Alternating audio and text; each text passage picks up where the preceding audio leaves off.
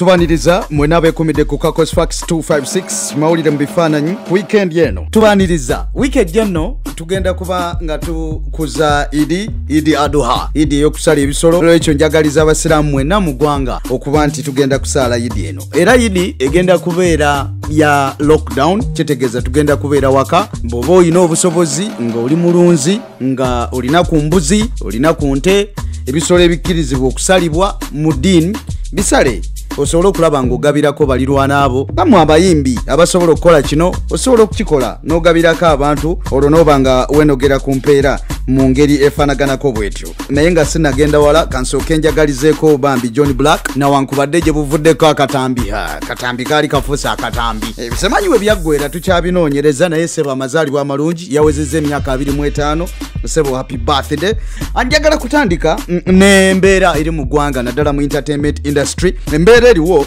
eyokuba nti abayimbi tebakyayimba gavumenti wamu n'abantu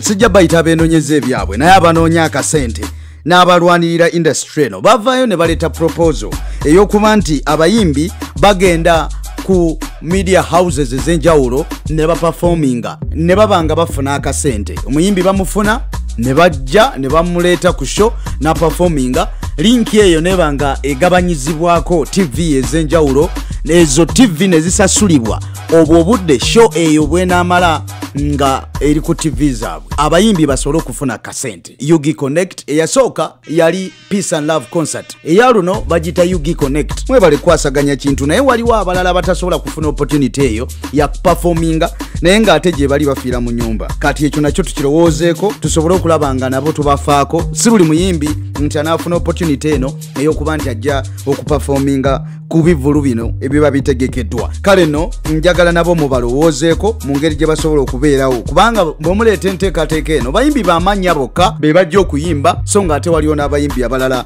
abali ewaka abatalina yadde ekyokulya naye nga beetaaga obuyambi bwe neeyongerayo Alan Tonix ono muyimbi mulungi tulaba ebifaananyi nga ali ku mashoni ye jaludde ebbanga nga azimba yalabiseeko nga ali ku mashoni ne gafuluma mangu nnyo nti eno mashoni ye eri buwaate olwekyo sebo tukwagaliza bisima byerere ebifaananyi byolaba ebyo bya Alan Tonix nga ali ku nnyumba ye gye bagamba nti eri buwaate eyo olwekyo tukwagaliza bisima mwana wa maama webale kutetenkanya mbeera Bebe Cool kyewuunyisa nti Bebe Cool mutabani we yalabiseeko ku interview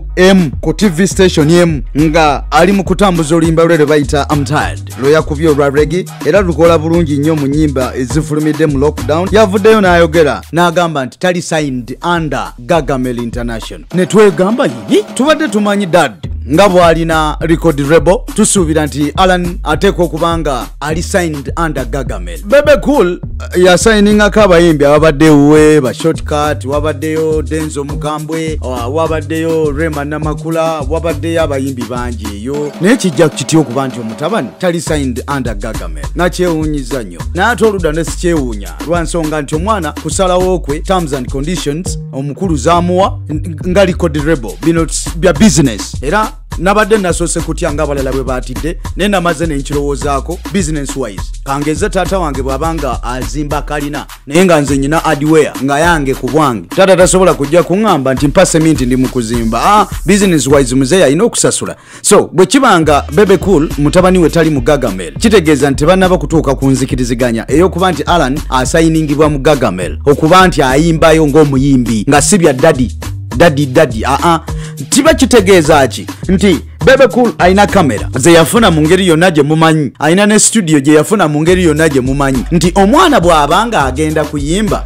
kujja okulikodinga oba n'okukola video Bebe Cool anaamusasuzanga sente oba tajjanga kumusasuza kubanga studio eyo nawankubadde nti tugamba nti ya Gagamel naye proposal nawulirako mbu yali yakuba nti kuyamba abayimbi bonna mu ggwanga kiba kitegeeza nti buli omu aba asobola okugenda n'alikodingirayo oba n'akwatisa kamera ezo ebifaana so Alan katusuubire nti tewaliwo obuzibu mu accessing studio ezo eza Bebe Cool ne kamera za Bebe Cool naye nga kyabadde kitiisa. Alan okuvaayo okugamba nti tali signed under Gagamel ate nga taata we alina record label enamba ebaddewo for some time. Ng'akatalekeka Dr. Jose Chameleone ku albamu y'empya gy'alina gye bayitamu Joseph, waliwo ennyimba ezimu ezitandise okufuluma. Waliwo akayimba ke bayita Sweetie ke yatadde ng'alinganga akaabira omukwano gwe yali mukazi we n'agenda. Batandise okulowooza oba akayimba kano akayimbidde Daniela, engeri Daniela gy'atakyali naye nga ali mu America. Abantu balowooza nti oba oliawo Daniela teyayagala kuswaza Chameleone officially nti baawukanye kufuna divorce naye baali banga baayawukana zeŋŋambo ezitambuzibwa. Naye akayimba kano bw'okawulira ate ne Chameleone yakataddeko ekifaananyi ky'omu ku baana be. Nendowooza nti oba dedication eri Daniela. Okay, fine. Album tugirinze bagita mu Joseph, tujja kuba tukubuulira byonna ebiriwo na biki ebigikwatako naye ennyimba ze zivaayo zagezezaako okuta zirabika zo zigenda kuba nnungi. Mukama kume nze Kakos, webale kwekumira ku Kakos Facts 256.